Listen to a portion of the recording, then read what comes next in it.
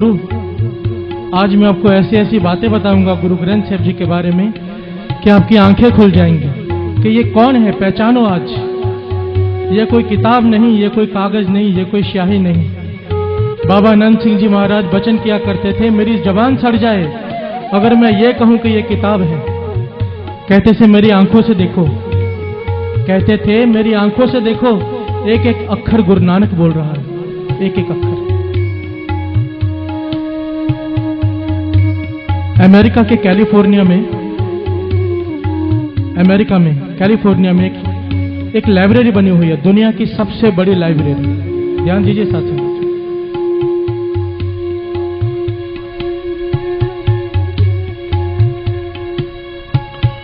दुनिया की सबसे बड़ी लाइब्रेरी है।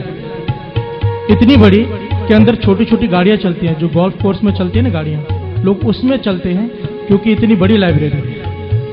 जितनी भी किताबें दुनिया में आज तक बनी हैं वहां पर हैं।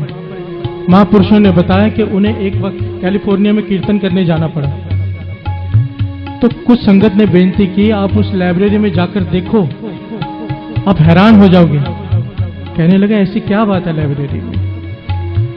कहने लगे मैं चला गया उस लाइब्रेरी में, वहां पर दुनिया भर की जितनी भी किताबें आज तक बनी हैं, छपी हैं, सब वहां पर रखी हुई हैं।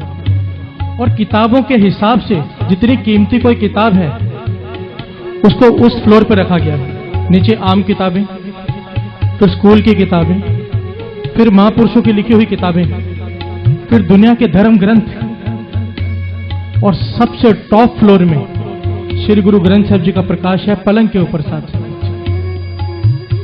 कहने लगा मैं हैरान हो गया कि ये तो क्रिश्चियन लोग हैं, अंग्रेज लोग, इनको तो बाइबल को सबसे ऊपर रखना चाहिए था। और कहने लगे वहां पर लाइटें घूम रही थी, एक फ्लोर पर लाइटें घूम रही थी जिस पे लिखा हुआ था होली बुक्स, और जहां पे श्री गुरु ग्रंथ साहिब जी का पलंग पे प्रकाश था वहां पर लाइटें घूम रही थी सुप्रीम बुक।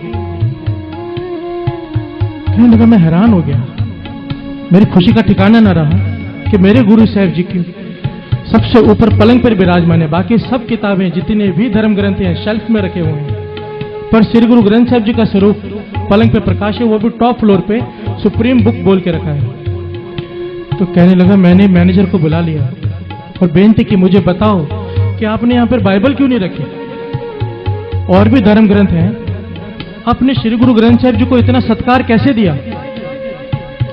कहने लगे हम यहां पर जो भी किताब को जो सत्कार देते हैं इस आधार पर नहीं देते कि ये किस धर्म का है, इस आधार पर देते हैं साइंटिफिक तौर पे प्रूव हो जाए जो लिखा है वो सच है। तो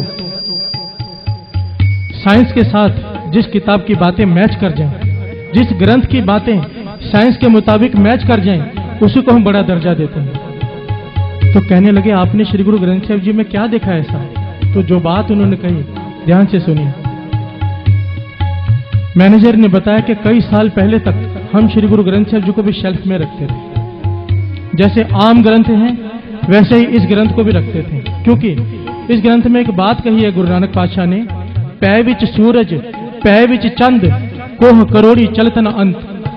ध्यान दीजिए, पै विच सूरज पै विच चंद कोह करोड़ी चलत न अंत। इसका भाव है कि जो सूरज है वह भी चल रहा है उसके हुक्म में। गुरु नानक पातशाह लिखते हैं चंद्रमा सारे ग्रह उसके हुक्म में चल रहे हैं, कोई भी चीज ठहरी हुई नहीं है। पर साइंस ये कहती रही है कि सूरज खड़ा है, धरती उसके आसपास चक्कर काट रही है, चंद्रमा धरती के आसपास चक्कर काट रहा है, सब चल रहे हैं पर सूरज खड़ा है। कहने लगा अब साइंस ने जाकर माना है कि सूरज भी चल रहा है, पर उसकी स्पीड इतनी स्लो है कि पकड़ में नहीं आ रही। ध्यान दीजिए साथ संगत जी। कहने लगे हम हैरान हो गए कि आज जाके हमें पता चला है कि सूरज भी चल रहा है। गुरु नानक पातशाह के पास 550 साल पहले कौन सी दूरबीन थी जिससे उन्होंने देख लिया कि सूरज भी चल रहा है। तब हम समझ गए ये कोई आम किताब नहीं, ये श्री गुरु ग्रंथ साहिब जी है।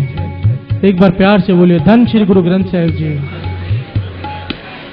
जिस आदमी ने आज तक इसे किताब समझने की गलती की है ना, जिसने भी इसे किताब समझा है बहुत भारी दुख उठाया है साथ। बाबा ईश्वर सिंह जी महाराज कहा करते थे ये गुरुओं का गुरु है, गुरुओं का गुरु। तो किसी ने पूछा